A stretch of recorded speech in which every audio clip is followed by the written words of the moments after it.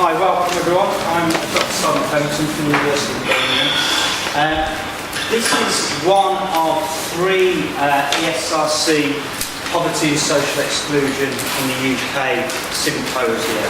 Today, Dave and colleagues are going to talk about the emerging findings from the necessities work that we've done under the PSE. And then on Wednesday there are two further symposiums that I'll point you towards. One on the qualitative findings from the project, and the third one is on the analysis of the main stage survey. So please go and have a look in your planners. There are two more I'm sure you'll find equally as interesting. But I'm not going to take too much time now. Dave's going to talk for 10 to 15 minutes to introduce the survey, the aims of the project.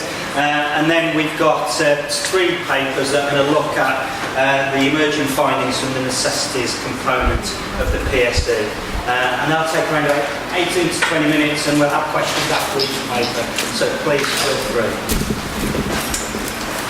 Good afternoon. Can you all hear me? Can I have one thing? The microphone, it seems that they can hear you on the other. I'll turn up the mic. Sorry about that. I'll shout, they can hear me shout. That's fine. Okay. Good afternoon. As Simon said, this is the first of 12 papers discussing some of the findings of the poverty and social exclusion in the UK project. This is the largest project that's ever been funded by the SRC into the study of poverty in the UK and associated research. Even with 12 papers, we're not going to be able to tell you all the details that we're finding.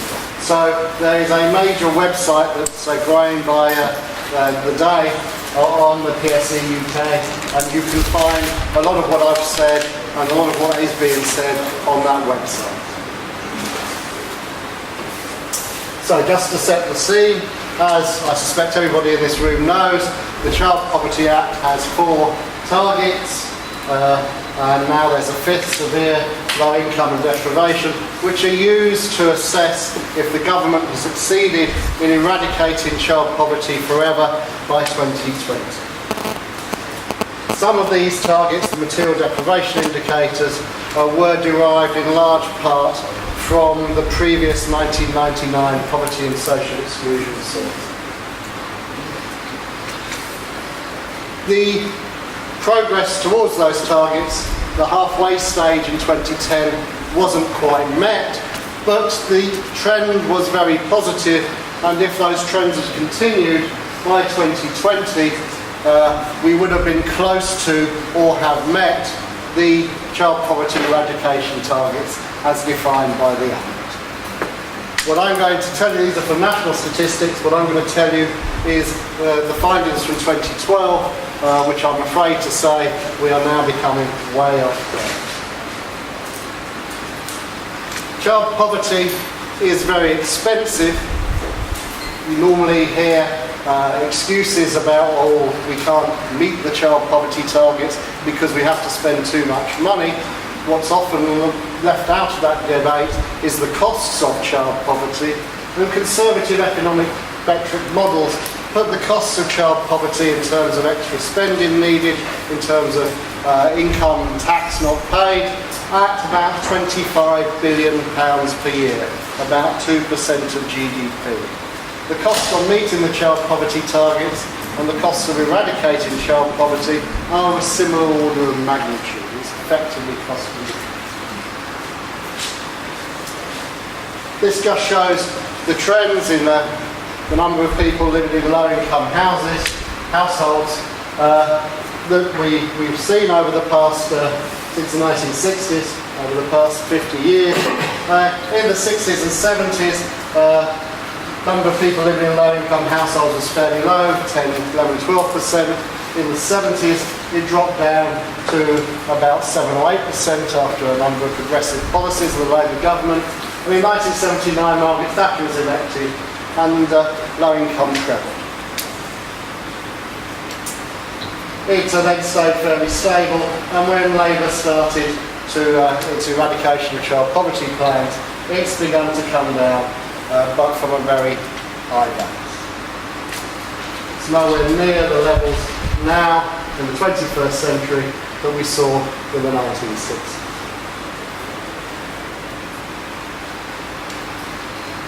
Okay, the Poverty and Social Exclusion in the UK project. It's funded by the SRC. It started in April 2010 and will end in March 2014. It involves a large research team at 6 universities and 2 survey organisations, the National Centre for Social Research and NISWA in Northern Ireland. It has 3 main aims: to improve the measurement of poverty, deprivation, social exclusion and standard of living, to measure the change over the past 10 years, and to produce policy relevant results. To give you the background, every 10 years or so there has been an independent academic survey in the UK which has attempted to improve the methodology of poverty and exclusion measurement. Starting with Peter Townsend's survey in 1968-69, then Joanna Max and Stuart Lansley's surveys in 83 and 1990, which developed a consensual method in measuring poverty. Peter Townsend obviously developed the relative deprivation method for measuring poverty in 68-69. And then the Poverty and Social Exclusion Survey and its Northern Ireland counterpart, and now the current 2012 one. The Poverty and Social Exclusion Survey is made up of 2 different sets of surveys: an omnibus survey, which is used to measure what the public believe to be the necessities of life, and then a main survey, which is a follow-up to the government's Family Resources Survey, which measures what people have in community. Family Resources Survey is obviously the survey the government uses to measure official poverty statistics. There's also a lot of qualitative data being collected both to develop the survey but also in its own right. So there's a British Impoverishment Survey and a Northern Ireland Family Solidarity Survey, which you'll hear more about later in the week. There's also, as I said, a major dissemination exercise going on the web, and I'm already giving you the website address. You'll hear more about that as well. The survey followed a very rigorous development process, which was in 6 main stages. We did systematic literature reviews, focus groups, expert reviews, cognitive interviewing, ordinary pilot, and then behaviour coding, which is currently ongoing. And again, you'll hear more about how these methods were done later in the findings book. The conceptual framework we used for measuring social exclusion was the Bristol Social Exclusion Matrix. This was some work Ruth Levitas and colleagues had done for the Cabinet Office in order to try and operationalise the measures of social exclusion from a more theoretical basis than they had been done previously. Most measures of social exclusion have been done using pre-existing data. They haven't started out with a theoretical framework and then collected the data, and therefore they've always been slightly suboptimal because they've been done measures from surveys which were not designed to measure social exclusion. So we have attempted at least to operationalise our theoretical ideas of social. Okay, so the question, the development work, we ended up with 86 questions which measure the necessities of life, 46 relating to adults, 30 to children, and 10 on services. It was done in 2 stages. The first survey, the omnibus surveys in GB in Northern Ireland, were used to define necessities using a majority threshold of 50%, although it doesn't make a lot of difference if you move the threshold up and down a bit. And then the main surveys, which were a follow-up to the Family Resources Survey, which actually were used to measure how many people were enforced to not have socially perceived necessities. So, the survey was door-to-door. It was done in people's own home, face-to-face, and all adults in the household were asked the questions. People were given sort cards with the necessities on and asked to sort them into 2 boxes, whether people should have them and not do without them, or whether they were desirable but not really necessary. One interesting thing we found with the sort card method that if we did an experiment in Northern Ireland where we also did it with PDA, so we gave them the PDA and they pushed the boxes, and one of the things we found was that if people are being watched and using sort cards, they're less generous than if they do it in secret, which probably goes counterintuitive to what a lot of maybe some people in government believe. People are less generous if they're being watched. Okay, so there are a large number of adult items and activities. This group are above the poverty, the 50% threshold, and the others are below. We try to measure across the range because we also measure the standard of living. Same with children's items, 17 activity items above the threshold, 7 activities. What we found was, we predicted a long time ago that as society became richer, the percentage of people saying each item was a necessity would rise. In richer societies, more things are necessities. We didn't predict, because we weren't expecting at the time, that if society became poorer, that what people thought were necessities would fall. Now we're in a time of austerity in 2012, and we were quite shocked to see that 8 items, which for 40 years the majority of the population would consider to be necessities of life, were now below the 50% threshold. So, basically there's been an impoverishment of expectations of what people think is necessary in modern day Britain. So, items such as being able to buy presents for friends and families once a year on birthdays or Christmas, no longer considered by the majority to be necessities of life. Being able to replace worn out clothes with some new ones rather than just second hand, or a small amount of money to spend on yourself, or friends and families coming round to have a meal once a month, or a holiday away from home, are no longer considered to be necessities by the majority. So there's been a contraction of what people think are necessary social activities. Similarly, being able to replace worn out furniture, an outfit for going to parties and other occasions, and having children's friends around, no longer considered to be necessities. And some of these, like presents, were considered to be necessities in the 1980s. So we're going back to 1980s and pre-1980s levels of expectation as to what people should be able to afford. Okay, demonstrating consensus. With all these necessities, it doesn't matter how we split up the population, we get very boring graphs, but if you know what one group think, you know what the other group think. It's always a 45-degree line, or a gradient PVC, which is going effectively through zero. This isn't a regression line, this is just 0 to 100, but you can see everything falls over. This is a heat graph, another way of showing it. These are the population divided up in many different ways: social class, equivalised income, qualifications, tenure, political support, positive labour. And the items coloured in red, the overwhelming majority, over 90%, think of necessities. The items in green, very few people think of necessities. It doesn't matter, you can't read it. But what you can see is the rank order is effectively the same. If you know what this group thinks, you know what that group thinks. If you know what this group thinks, you know what that group thinks. Doesn't matter how you divide up the population. There is a social consensus between groups across Britain on what the necessities of life are. There's not consensus within groups, but between groups, there's a very rigorous consensus. Got a few minutes, so I'll go on. Okay, so let me give you some of the headline findings. Over 30 million people, half the population, are suffering from some degree of financial insecurity. 14 million people cannot afford one or more essential household goods. 12 million people are too poor to engage in common social activities. And 5.5 million adults are going without some of the clothing they need. 4 million children and adults are not properly fed by today's standards. They can't afford 2 or 3 meals a day for children and adults,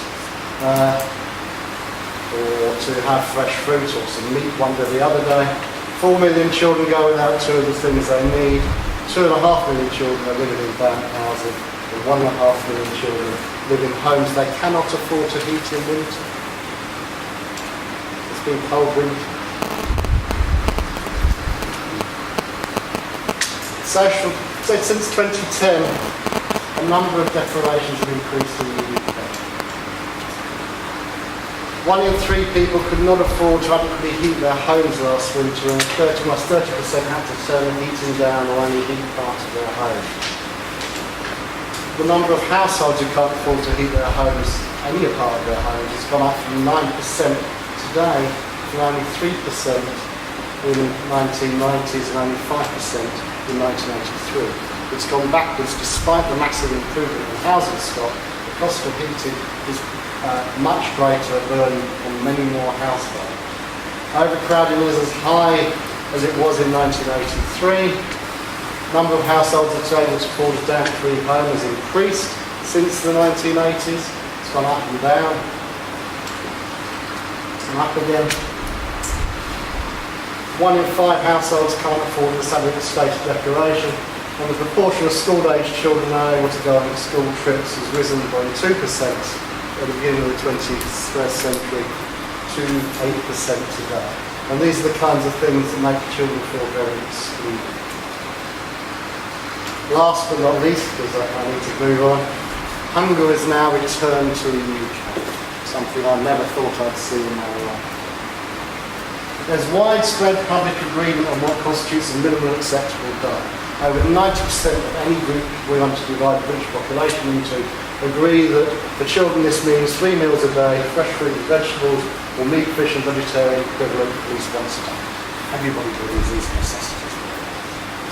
Yet well over 500,000 children live in families that cannot afford to feed them properly using these standards. And here's a quote: "I go without for the children so they have proper meals. I can live on 1 meal a day." That's a single parent, one of our interviews. Our research shows that in households where children are not properly fed, 93% of adults skimp on their own food sometimes or often to ensure that others in the household know. So all the rhetoric we get about, from Ian Duncan Smith, about parents whose children go to the fridge even though they're not poor and find no food because they're drug dealers and things like that. Parents spending the money fecklessly. We know from hard scientific evidence that where children cannot be afford to be fed by their parents, the parents are also not feeding themselves. That's what we'd expect, but it's a shame we have to prove it. It's a shame we need to prove it these days. Thank you very much.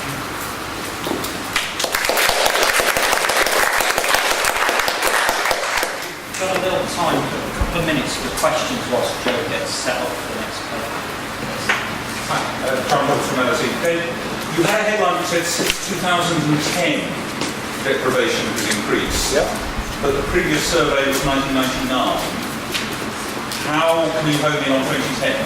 Because A, we are following up the 2010-11 FRS survey, and B, we have the FRS, so we know exactly the same. We know the same people in the same household, although obviously there's been some household change. If you select the same people in households, and we've followed some of the ones that changed, you can see how their lives have changed. So that's how we know. Also, of course, we have national cross-sectional statistics from the FRS. Since 2006. Comparing the 99 and 2010, and 2012, how much of the deterioration over the whole period is accounted for by the 2010 plus period, do you think? A large proportion of it. I mean, we know from the national statistics that until 2007, 5, 6, it was getting better. It kind of then went up a bit, and it's now gone up very rapidly since 2010. That's one of the messages that's coming through clearly, comparing the same people over time. Obviously, we need to do some adjustment to things, but we're fairly confident of things.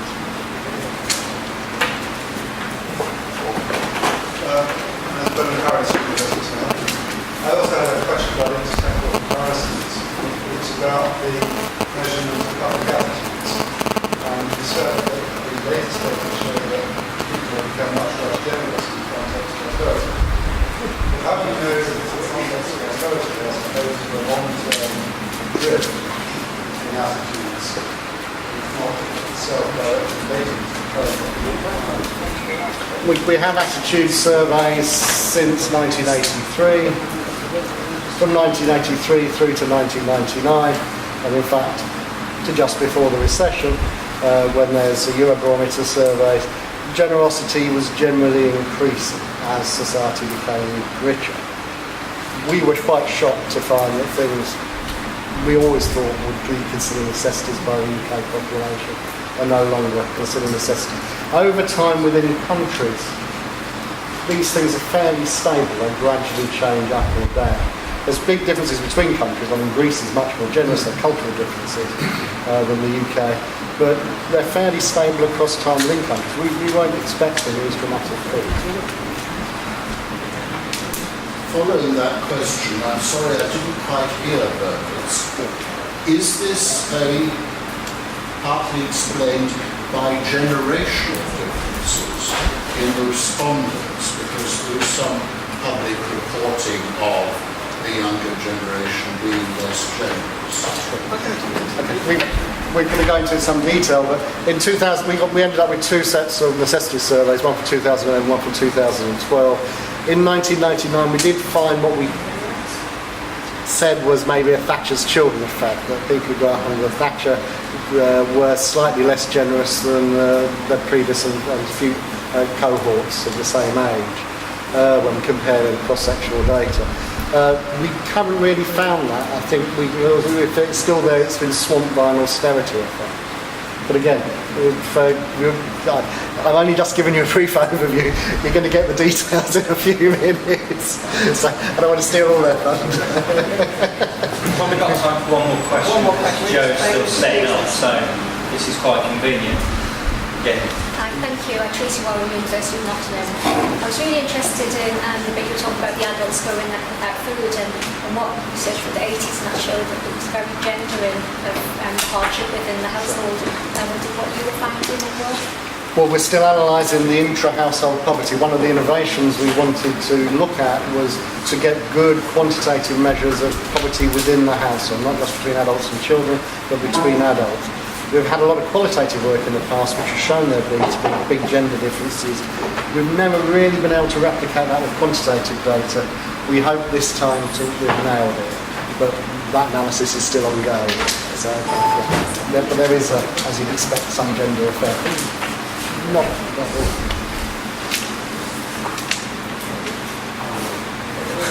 One more. Keep them coming. I'll start singing by that.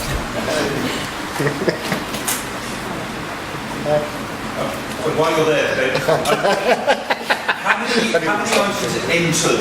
Did any items enter newly as necessities? You said 8 went out of. Yeah, I mean, obviously as society changed, necessities change, as you always predict. So a computer for children of school age to do homework is now a necessity, whereas obviously in 1983 it wasn't. Computer adults is still not a necessity, but we expect it will become so. And internet access as well for children is now seen as a necessity. So do you think any kind of displacement going on? No, I think the items that are all increased are things like mobile phones and computers, which are, the cost has dropped by a tenth to what it was in the past, and society's changed, so you need a computer to do homework. That's what the population.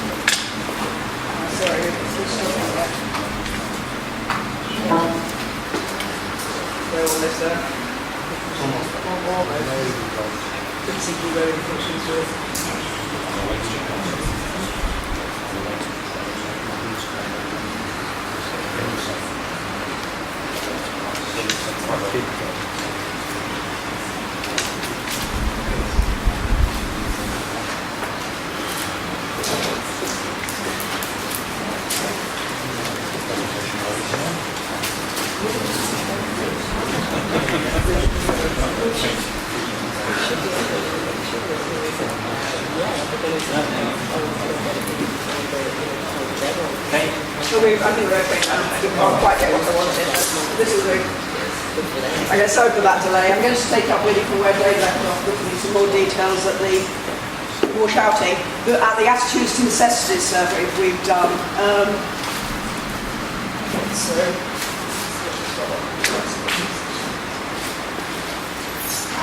Let me go into display mode.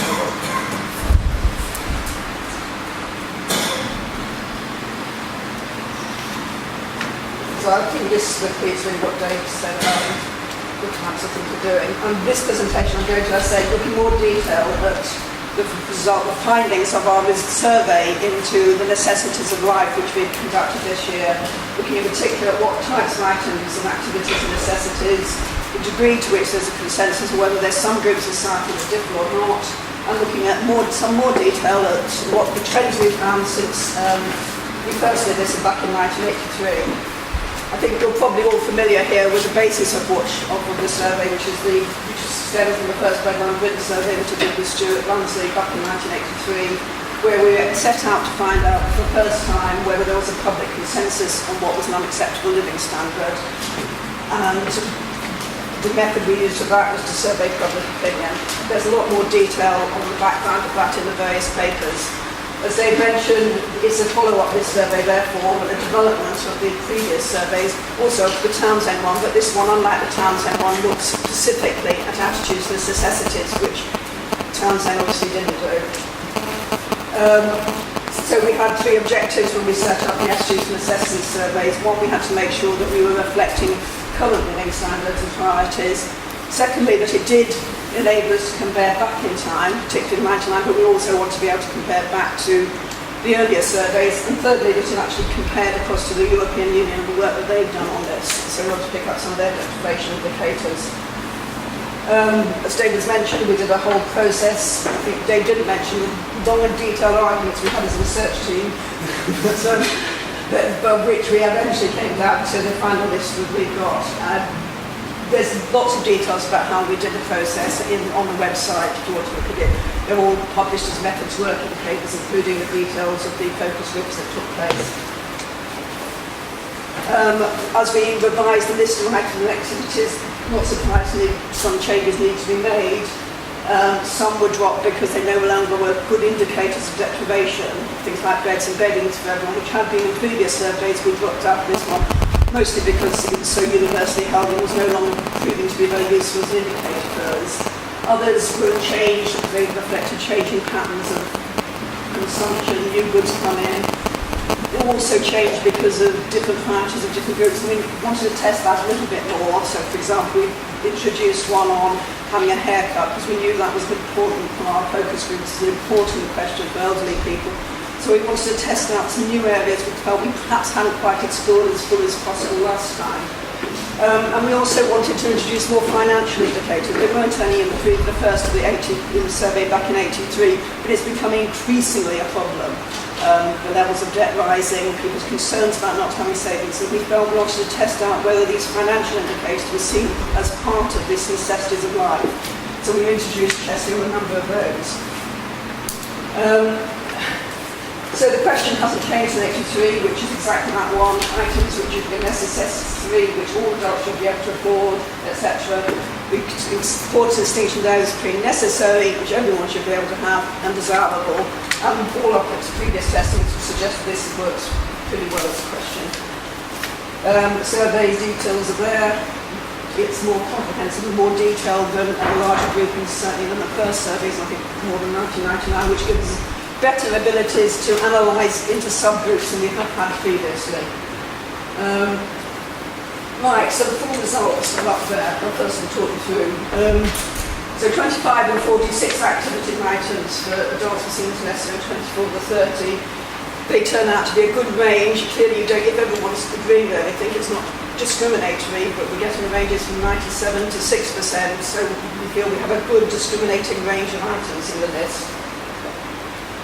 Top of the list are what we find consistently as top of the list are the core basic necessities, which are generally seen in any kind of definition of poverty to be agreed. But top levels of adults were those three: eating damp and 2 meals a day, and for children, their warm winter coat, fresh fruit and veg, new coffee, green shoes, and 3 meals a day. So we're having very, very high levels of agreement on the core necessities of what you need to live in our society today.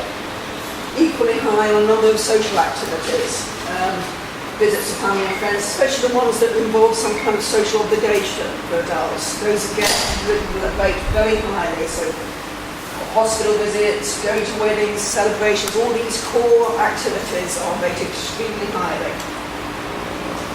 Similarly, very high rating for children on a lot of activities actually, but generally children rated pretty highly. the child items rated highly. So a lot of their leisure activities, and also a range of educational and development activities. Again, rated extremely highly, getting way over the majority support. Also, what we found, I'll talk about this a bit later, we found a range of consumer goods have increasingly been rising up the scale of what the government says they now rank very highly. They didn't when we first asked about them, but things like washing machines and phones are now ranking very highly. Equally, there's those at the bottom which aren't. You can see the full list on the website. There you go, and there's the full list of the activity things. If I get back to my presentation, I'll still on.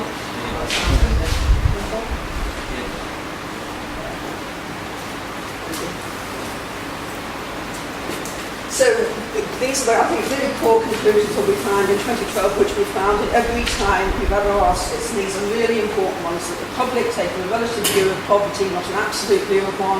They include a wide range of social educational activities. They believe the minimum standard is not simply about subsistence. They bring back a contemporary standard that changes and adapts to the times that we live in. And that people think they should be able to participate in society. Quite at the core of all our findings is this ideal of participation, of being part of a society. I think those are, across the whole range of studies we've done now, really core important findings of this range of work. As I mentioned earlier, we actually find generally that children are prioritised more highly than adults. I think is about to quote a paper compared with Japan, and it's interesting because they don't find that there, so it's something which is specifically perhaps European, I think. We need to do a lot more work to make sure that's the case, but interestingly, a little bit that it's just started doing compared with Japan, they don't prioritise children as heavily, but in this country, all the range of items we look at, or we're on a like-to-like on both the chance of being assessed, but also on a like-to-like basis that we put up there. You find children rank higher than adults. So in terms of meeting the Child Poverty Act, very substantial support for things like that. Consensus, again, briefly mention consensus. It's actually very important for this effort. We take a majoritarian approach, but equally it's important that you're not excluding particular groups of society. Otherwise, it is just becomes the definite majority against the minority. So it's very important that we get agreement across all groups. Obviously there'll be some disagreement, but overall the pattern is agreement. We found that in all the past surveys. So let's have a little look at what we found now. Let me bring this up.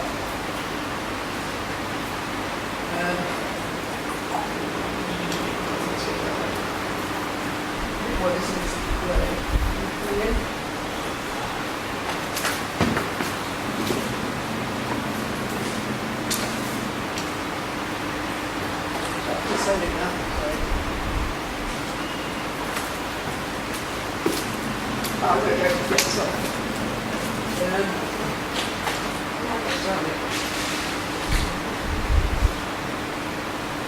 So there you go. This is it's worth a little explore yourself. You can sort in all sorts of ways. You can control by the groups. It's the heat map that they showed you earlier. But by sorting on the groups, you bring out more clearly any differences and also the overall patterns of similarity. You can see right across the top, or it shades from deep red to blue to green like the bottom. So the more similarities in the range of colours, the more agreement there is. And you can see, certainly at the top levels, there's very, very high levels of agreement. As you get down to the middle ranking items, it varies a little bit more. I haven't really got time to do this, but you can sort this by just the adult items, just the child items. You can sort it by different types of food or goods, things, and you can generally find food.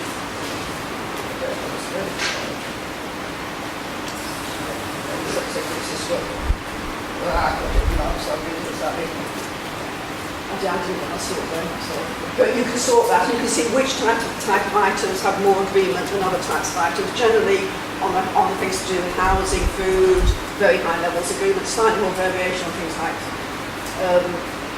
social activities.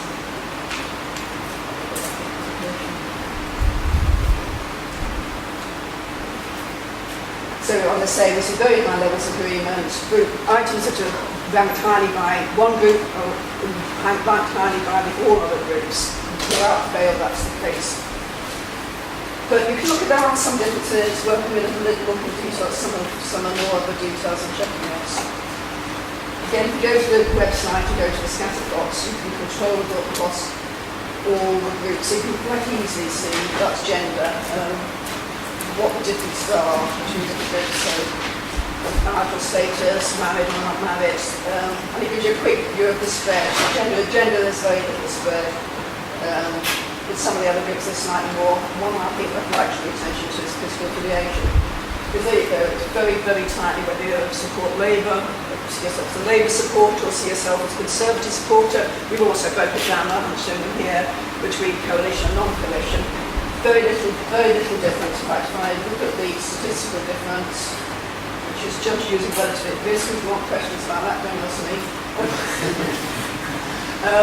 You see very, very few differences of views on it. And of the ones that are, only one item is significant between Labour and Conservatives across the whole board, which is a necessity. Only one, and that's a chart item, which is 4 Labours.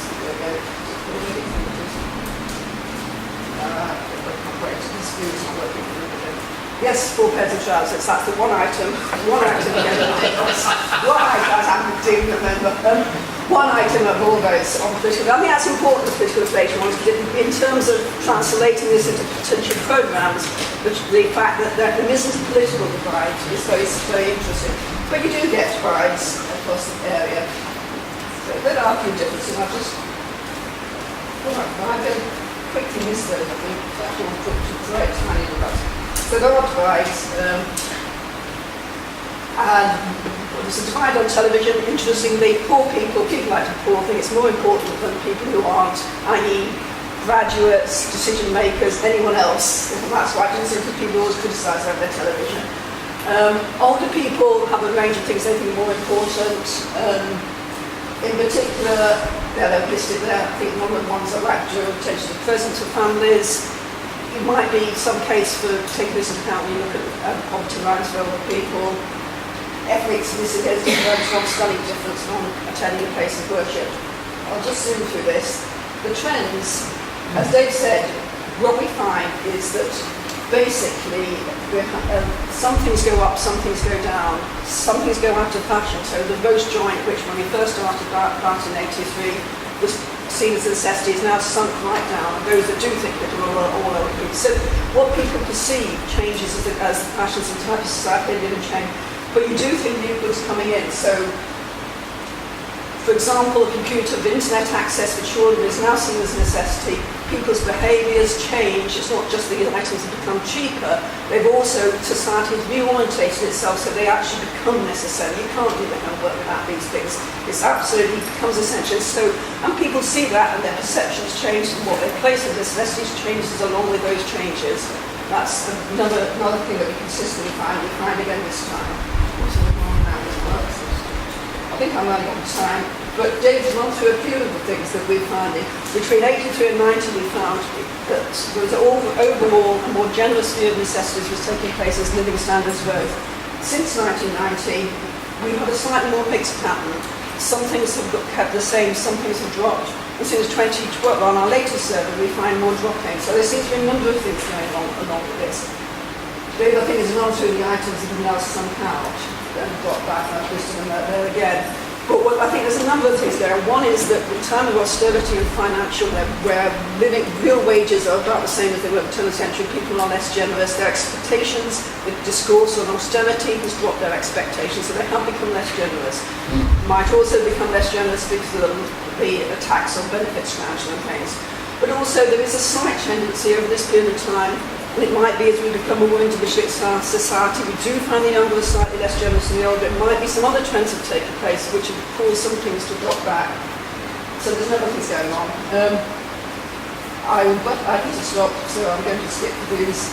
What I didn't like to say is that overall, I think we go back to the core of what we find, which isn't so much that they've dropped, which they have to some extent, but actually it's still a very strong view that it's way above what many, about 20-25% of the population still hold, even with its reduced expectations.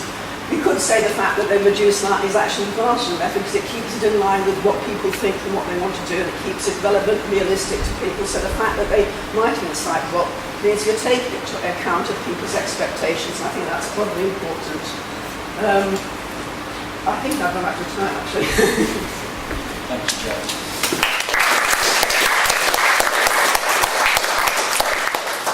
A couple of minutes of questions before we move on to the next paper.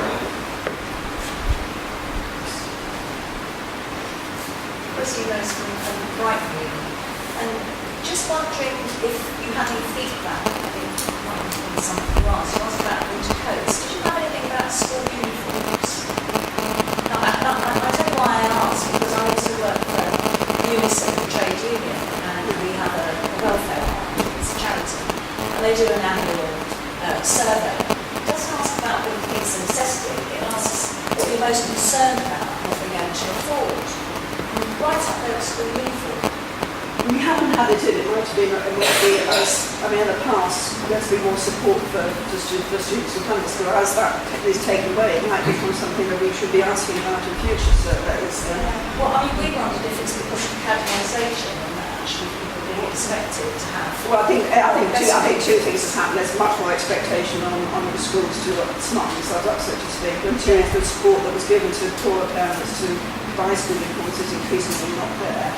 So I think that those two things have made it more an issue. In the past, we haven't looked at it. I think it might, if our focus group suggests in the future, I think we would do it. It's a very good point, I think. If there's an issue with some authorities to enforce trading standards in the rules, against single suppliers of school uniform, and that was got in some schools. We tried to get at school at standards for children in a number of different ways. Certainly there's not support for the idea that you have to have it just to fit in with the peers. We're not picking up support for And it's that. something you put it above food. I think it's good points, and maybe next time we should be more careful. We haven't been asked about it, so also. Yes, last question. Just wanted to offer absolute and relative definitions, because this is fundamentally what people think. And have you also compared it against more sort of absolute criteria, could be calorie requirement, those things, or is that not totally? Well, I've only presented here the results of our attitudes to necessity survey, the living standards survey, which is a partner to this, which also asks about the same items and activities, but finds out whether people have them, don't have them, whether they can afford them or they don't want them. Goes into those kind of levels, but that survey also contains a large number of other ways of looking at poverty. It doesn't go down the route of calorific standards, but it has a whole batch of questions aimed at looking at people's living standards. Yes. Is there like some whatever overlap? Is there the overlap between some of these items and which one you can afford or absolutely right as well as I can't quite hear you, I'm sorry. Asking will there be sort of, have you sort of any overlaps between what some consider absolute criteria and versus what... Well, what we find is that people don't see it in terms of absolute criteria. What we consistently and absolutely find is that is not the way that people in this country see poverty. It's not the way the Europeans see poverty. In fact, actually everywhere that's taken place, whether it's South Africa or Japan, it's not actually how people perceive poverty. They perceive it as being more than about absolute poverty, calorific values, important as those are, when they're asked about what's necessary, they take this wider view about being part of society, and that's completely what we find. I think that's where I would want to put the emphasis, that becomes not unimportant and a key part, and those who are more deprived of living standards will be a very important part, obviously, but actually, in terms of what people see to be poverty, it takes this broader range that I've just presented here. Thank you very much, Joe. We're going to move on to Maria now, who's going to talk about attitudes to the necessities of life in Scotland. So what I want to look at here in this paper is, as Sam said, the attitudes to the necessities of life in Scotland. And harking back to what Dave introduced earlier, you know, can we apply the same standard across the UK? Are Scots selecting the same items and activities? Are they seeing them as necessary? And another point is, are there differences in the level of support or differences in the attitude towards certain items or activities in Scotland? Do Scots consider certain items more of a necessity? So, I suppose you could say we're looking to see if there's a Scottish effect. Are Scots more progressive? And I think Scots like to think of themselves as more progressive anyway.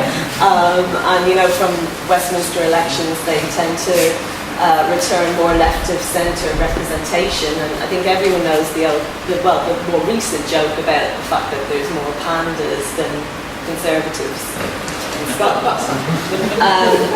So we're going to see, or look to see if this is the case. And if there are differences, well, why? What could they stem from? Distinctive social and political culture. Of religious history down here is the strong Presbyterian history. Is this coming out exhibiting itself in differences? We know from Van Oorschot's work that people who self-identify as Christian tend to be more solidaristic in their outlook, and could this be an option? Also, when debating poverty in Scotland, rural poverty is often remarked upon, and the difference in experience of rural communities. Could these all be playing a part? Or are differences more compositional? For example, if you've got a mix in populations, if there's some kind of, say, difference in age group, I think Joe mentioned it earlier, or maybe David as well, about, I think a few people who were asking questions, are older populations more generous? And if you had more of an elder population in Scotland, would that mean that you know, they're more generous and it's reflected in the results? So, just not to go too much into it because I think it's already been covered, we used results from both under the surveys from 2012 and 2011. For the 2012 PSE survey, there was 111 responses for Scotland, and in 2011 it was 165. And I've presented them separately so we'll be able to see any differences.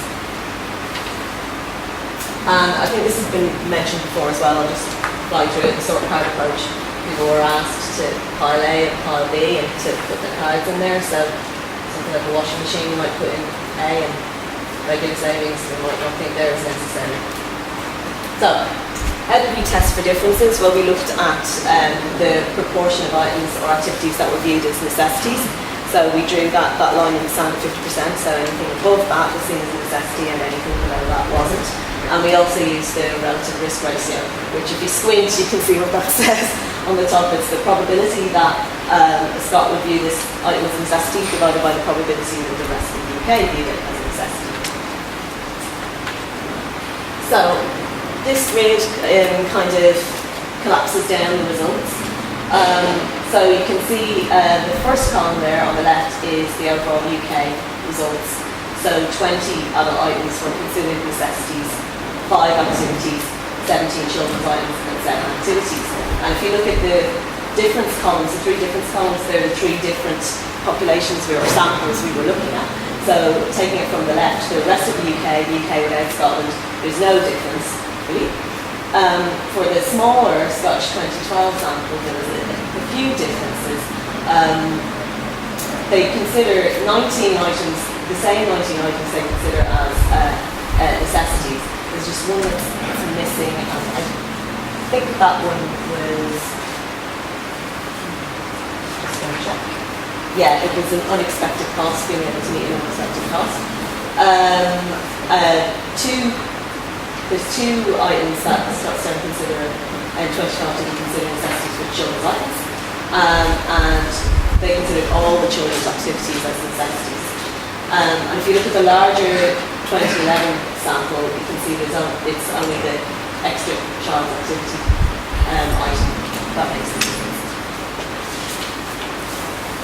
So squinting at this table, this lists all of the adult items, and we've got the threshold line drawn there, and the column on the left shows the proportion in the overall UK sample in 2012 that consider these items as necessities. And you can see there, I've just highlighted, that's the one, the unexpected expense, that's the only difference for Scotland. And it's 45%, so it's not too far off. And if you look at the relative risk measures, so slight attitudinal differences, you can see that in 2012 Scots are a bit more concerned about damp-free homes and meat and fish. But they still consider them necessities like the rest of the UK. And you can see there's some differences below the line, but as I say, the whole of the UK don't consider these as necessities, and Scots less so. In 2012 it's a car, and then there's 3 items there, all kind of related to technology, the internet connection, home computer and mobile phone. This is a slightly easier on the eye way of looking at it, I think, with the percentage for the rest of the UK considering it a necessity around the bottom, and then the vertical axis is Scotland. The blue diamonds are the items, and the red squares are the activities, and the ones that are labelled are the ones that are slightly different. So for 2012 we see and the 2 meals a day that we labelled. Under activities, attending a place of worship and sporting activities, which people might be surprised to in Scotland. Looking at 2011, which I think we saw on the table before, there's that group of mobile phone, computer and internet, but again they are not considered necessities by either. Children's items, there's 2012, no difference. Like these. 2011, one item and one activity. One item was a home computer with internet access, and clubs and activities, drama, that kind of thing. So, if we wanted to look at, to explore whether any of the slight differences that we saw were either contextual or compositional, we decided we'd apply regression models to the items and activities. And we used the larger 2011 sample for that. So we had our first model with no controls. Then we added socio-demographic variables such as gender, age, marital status. And then we looked at more socioeconomic ones in model 3. So adding in employment, income, social class. So what did we find? For the adult items, anything that was different when we began looking at it, when we added in controls, they remained different, so it's very consistent. There was only one item, which was car, which wasn't significant to begin with and became significant, but it's that Scots are significantly less likely to see it as a necessity. For activities, there was no change, and for the children's items and activities, there was no change. So, in summary, looking at the public standard, can we apply the same standard across the whole of the UK? Well, yes, because why not? They're choosing the same items, viewing the same items as necessities. And there are some differences in the level of support, but they're pretty minor. And given that we've controlled for certain effects, compositional effects, it looks like that any of these slight differences could be contextual. So it looks like Scots draw the social minimum at the same level of the rest of the UK. So it looks like they're pretty much, it's not the more progressive utopia that we were questioning earlier. Kind of reinforces the point that there's previous work done that there's not many attitudinal differences. So, looking to the future, would an independent or more autonomous Scotland be any different if they're drawing the minimum at the same level?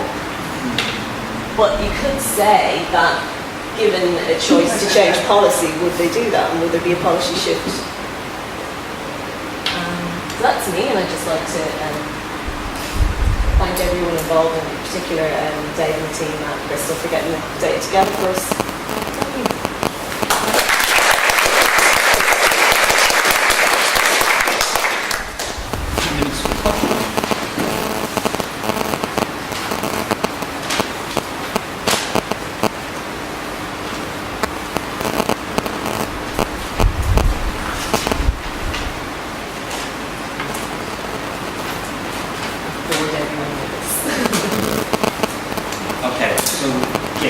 I'm not quite sure whether, like urban rural, would that be a contextual type of thing that might influence attitudes, and is that something you tested or looked at? Because things like, attitudes to keeping a car might be very different in rural Scotland. Yeah, we did. Urban, they might be more polarised between the urban and rural. Yeah, there was a measure included in one of the models, and if you were living in an urban area and if you had a higher level of educational qualification, you would deem it as less important, cars less of a necessity.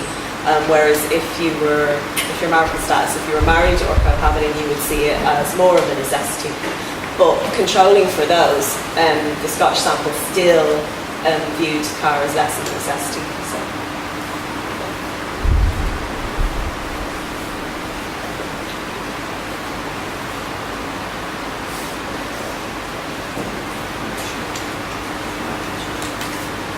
Any more questions? Thank you very much.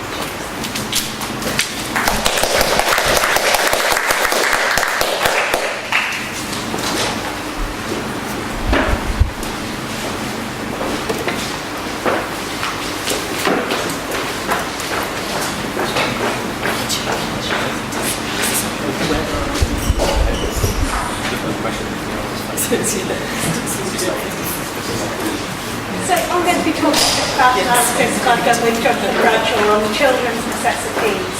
I'm not going to say much about the survey as a whole because I think you've already had a very good introduction to that, but just a bit more about the specific analysis of child necessities.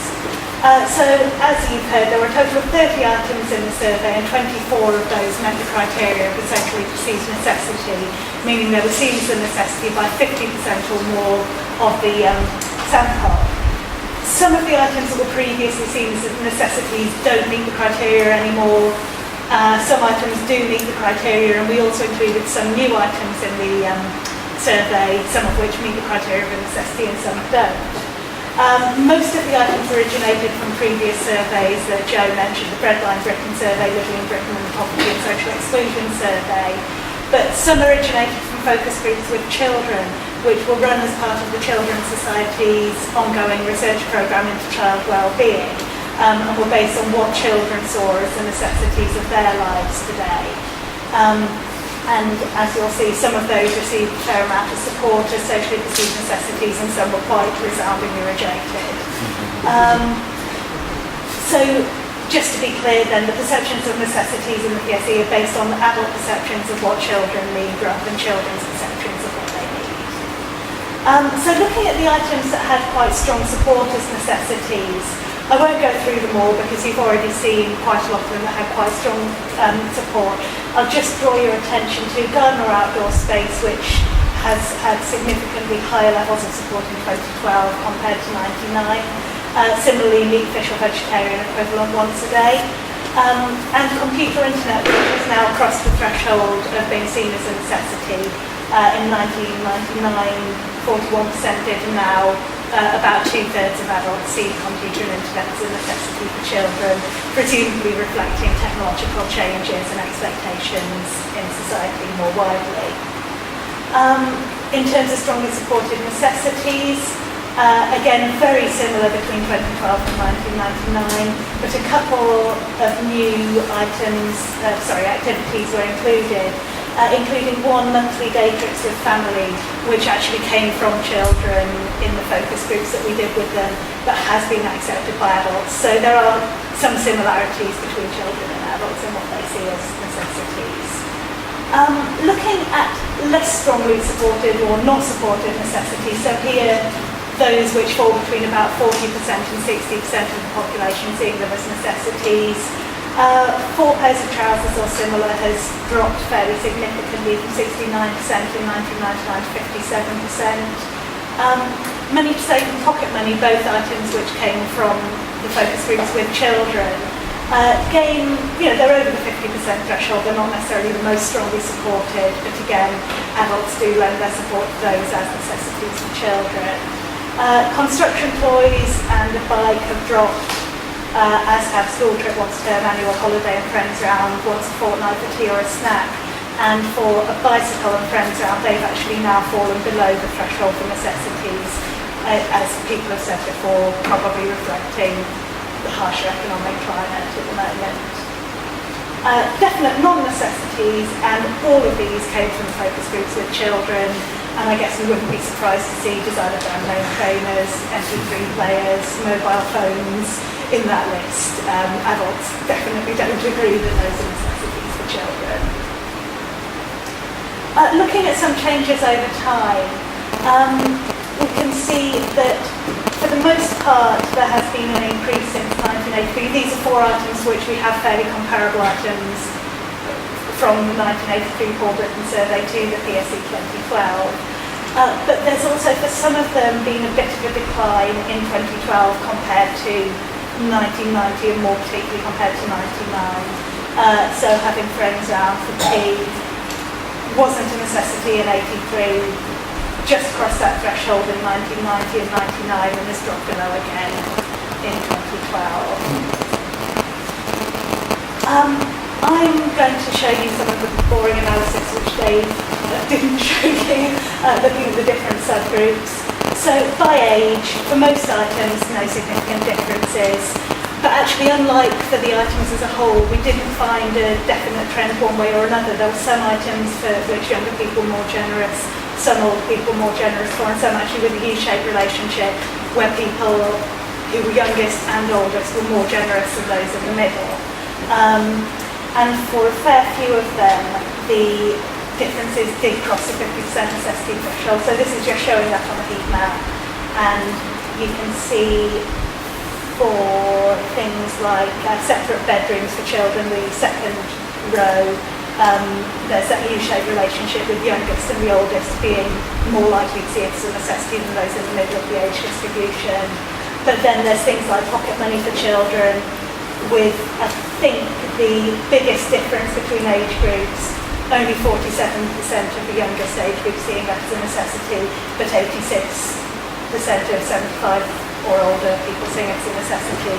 So actually for that item, the 54% overall does disguise quite strong variation between different subgroups. In terms of gender, again, for most items, no significant differences. And again, no clear pattern between men and women in terms of who was more generous, who was less. There were some items where women were more generous, some where men were. But in terms of gender, there weren't any of those differences, which would mean men or women saw it as a necessity and the others didn't. That again shows the findings. Again, ethnicity, very few significant differences, and only one which crossed the 50% threshold. But you can see here quite large differences for a couple of them, for 4 pairs of trousers and for going on school trips.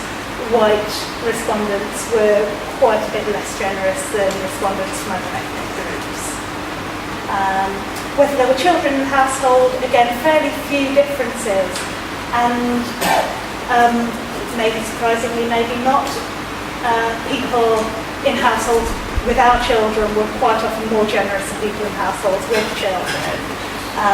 And for a few of them, for 5 of them, those differences crossed the 50% threshold. So those with children in the household, in every case actually where there was a difference crossing that threshold, didn't see it as a necessity, whilst those without children in the household household did. Looking at income quintiles, again, there's a few more here with significant differences for 11 of the items and activities. But for all of the items, the three items, pocket money, saving money and school trips, where those differences cross the 50% threshold, only people in the top income quintile, only the richest respondents didn't see them as necessities. So you can see then saving money, pocket money and school trips, it is only those in the richest quintile. Similarly, looking at education levels, a lot more significant differences in relation to that. Just over half the items had no significant differences, 14 of the 30 did. And for all of the items where the differences cross the 50% threshold, people with lower levels of education were more likely to see them as necessities than those with higher levels of education. Again, just to illustrate from that. We then did some regressions looking at when different variables were controlled for how many factors were still relevant. Obviously, we couldn't include everything in that because things like education level and income quintile are going to be fairly highly correlated with each other, and there would have been a huge number of interactions to include, complicated. But there aren't actually that many significant differences for each item when different variables are controlled for. So the highest differences are for trousers, pocket money, saving money, where there are three demographic variables which make significant difference. But I think what's quite noticeable from here is that educational level makes a difference to almost all of these items. Where there is a difference which crosses the 50% threshold, that seems to be where the differences between people come. So just drawing some conclusions for that. Perceptions of necessities have changed in terms of children's items since 1999, but not necessarily in a consistent way. It's not just that people are less generous now than they were. Where there are things like technological developments, people actually might be more generous, but in some other areas, in more other areas, perceptions of necessities are more severe than they were. Overall, in terms of perceptions, items don't vary that much over most of the subgroupings which were tested, and certainly they don't tend to cross the 50% threshold most of the time. As I said, education does appear to be the area where the most significant differences occur. And finally, although there are some exceptions, people with more money and higher education levels do tend to be less generous, possibly reflecting a lack of awareness of the impact of going without. Thank you.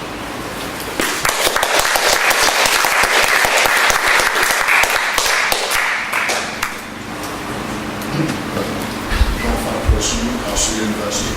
My question is directed possibly at Dave or Joe as well as you, Joe, and thank you for your presentations.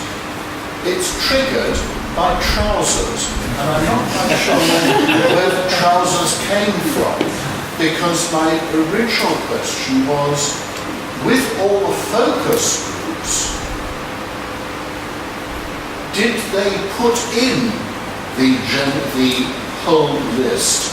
Were they augmenting a preceding list? Because I know where the lists came from in the first place, but I don't know who's been adding to them in the meantime, whether that has been, so to speak, cogitative imagination by the research teams, or has risen quite spontaneously from what do you think are, and an enormous number of ideas in which trousers might come up. And I can't quite see why they could not be necessities. In my children's youth, the issue of trousers for girls was a socially argued issue, but that's a different one, I assume now, so I'm not pursuing it.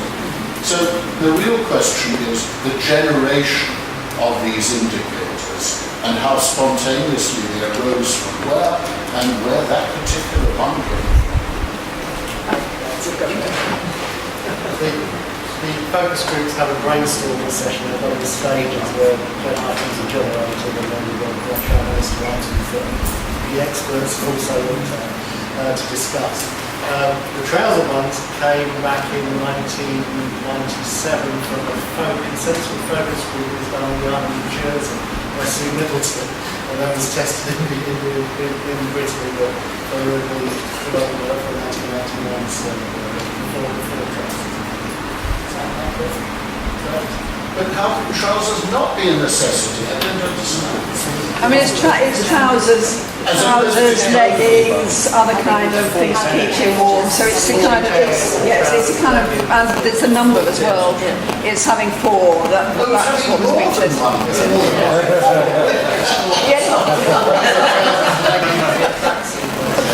So a variety. I think that's what they're looking for. The multiple trousers.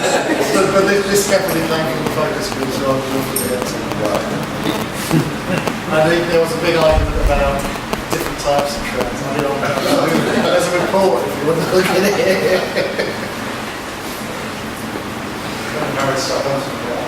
I'm still concerned about change over time. And I know this is hopeless, but it looks to be table put up. There are 2 items where there is a really striking change, and they are school trips and holidays. And I wonder why those 2 items are so special in this context. Why do they stand out? Assuming they are. If you have an answer. Well, it's the same as when you looked at the social activities developed, the adults were fairly similar, but on the type of consumer goods and things like that, they was keeping up very highly, but when you looked at the social activities, they were dropping. They're dropping very sharply now, but there's a tendency for them to have dropped since 1990 for some of them. So if you look at some of them, they've been dropping over that period of time. So there's 2 effects taking place. I think one is that there's the effect of the austerity taking place now. People's financial means are limited. But I think there's another kind of cycle trend which seems to take place over a period of time, where we're slightly possibly changing the society is what we think is important, and those kind of things might be dropping down. I think it would be far more work than you've done to work out what that change meant, but I think there's a number of things that have been taking place. I'd say it's happened to the children, less so to the children's ones than the adult ones actually. So if you go back to some of the, I showed you some of the charts on the adult changes, they're sharper. Some are sharp since last survey, some dropped down since about 1990. Could it be the meaning of some of these has changed? I think it might Because be. I'm just thinking as a product of inequality that some school trips are now quite high budget items in some schools, and therefore would not, I don't know, people's thought would be that that's really quite a big ticket item, whereas back in 1983 when you were doing it, people's conception of a school trip might have been something much more I think it local. would be very interesting, you're right, to look at the ones that are skiing, school trip skiing, or the school trip going on a botany study of the local field. I mean, there's different types of school trips, and the more social ones have certainly, anyway, it's been apparent, they cost an awful lot of money. And they've gone up in the number of scales, and maybe that's exactly what's happening. I think it might apply to some of the other things as well. Is they're relatively important to what they see them have changed slightly over time. I mean, just as we see things like the brochure, you can see it very clearly what's important changes. It might be something like that that's taking place as well. When you look at 83 to 1990 to 1999, most things went up 50% last year. 2012. So 83 to 90 they go up, 90 to 99 they tend to stay the same or go up a bit. Then some of them drop since. Thinking what's in the mind of the And some of them have dropped. A few of them have dropped trip. since 1990. A few of them have more dropped since 99. So, but the big rise was in that earlier period. I think there is something going on in the mind, which is slightly different. It doesn't apply to all those top core items. It doesn't apply to those, and it doesn't apply to consumer goods and become embedded in our way of life. So it's something else, I think, that's just slightly taking place that changes what people think is really important to do with how they relate to other people. So it might be the impact of the technology where we see things like do mobile phones and phones rising. It's an alternative way of communicating. So maybe some of those things are replacing what we've first asked about with more traditional ways. Having your friends around, having your family, your friends around for tea. Maybe they're less important if you're on Facebook all the time. So it might be that changes have taken place, that have shifted importance. So we see those kind of technology-based things rising and the others dropping it. So it might be that kind of effect that's taking place, as well as one where I think there is an effect of people feeling tight at the moment. And that's, we clearly see an effect of tightness as well at the moment, as well as those longer term effects, I think, which look across the board, you see as well, a slightly changing nature in the way how we operate. Patrick Butler from The Guardian.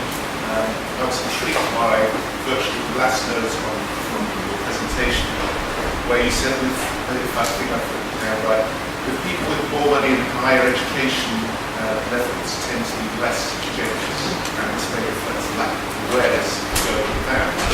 I was wondering if you could say a bit more about that, and I was wondering also, has that board how wealthier, more educated I think that's similar to what was found in I think it's generally similar. I mean, it's generally similar. I mean, the differences on the other hand aren't that great. I mean, by and large, you do find sense, but there are some core items where you find consistently less than I do attention to on the television, which is obviously something which you can't put as rules banging on about. They've got the Sky Talks, they've got television.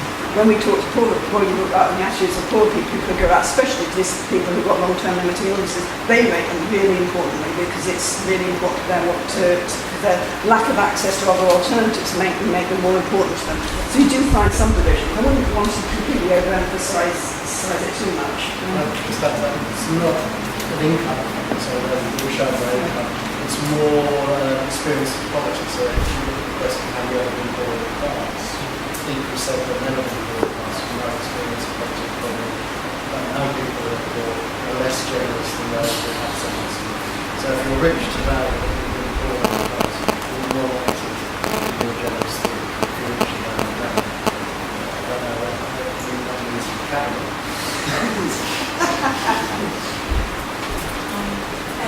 I'm Punita Chopra from Chapel Hill University, and my question is related to variation by ethnicity. And through my experience of research and working with minority groups, this is sort of what is considered necessity can be very different. And a lot of it goes towards kind of giving a child a sort of mutual ethnic identity. So say through mosque education, through language skills, and the other important sort of item which is considered sort of very necessary is kind of connecting or keeping child connected to the extended family, and in many cases they are sort of not in this country, it can be Pakistan, India or Africa. And for that, a lot of sort of things that feature on your list is compromised. So, holidays or having to sort of come around for tea and things, and toys, books. I just wondered whether that kind of, was there any space in your focus groups to explore that, or did that feature in some ways? I only did focus groups with children themselves, which is actually part of a different research project. And children did talk about links with family. They tended though to talk about links with immediate family. They talked about things like going out for a day with their immediate family, going on holidays with their immediate family is very important to maintaining family relationships. Obviously, as they were focus groups, it wasn't a large representative sample and it probably didn't have the kind of ethnic and religious diversity that we would need to generate the kind of range of items that I think would be very interesting that you're talking about. I don't know about the adult focus groups. You can see from some of the results, the items such as having a place of worship, going off on holidays, being able to have families and all this things, much more highly ranked minority groups. But so with there as well, minority groups, there isn't that much sample size and the necessity survey to explore that more fully. But those indications that are useful. With the main survey, we do have a large sample of minorities in Canada, what we can do each university. There's a lot more analyses by the necessity survey wasn't designed to have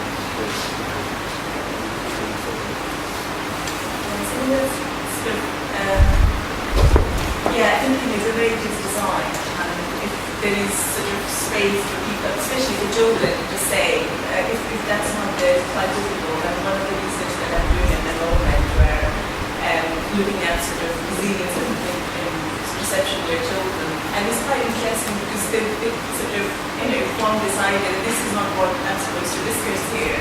So they will not talk about like what to do during town break. They're not going to say about things that they felt were important. If the question is about, we went to beach, for example, they will not say what they did. You know what I mean? In the sense that, because they don't think it's important or they've got the space to share their unique experiences. So, yeah, design and the way of questions asked. I'm sorry, I couldn't hear. So yeah, I just sort of commented on what you said. It's not a question. Fair enough.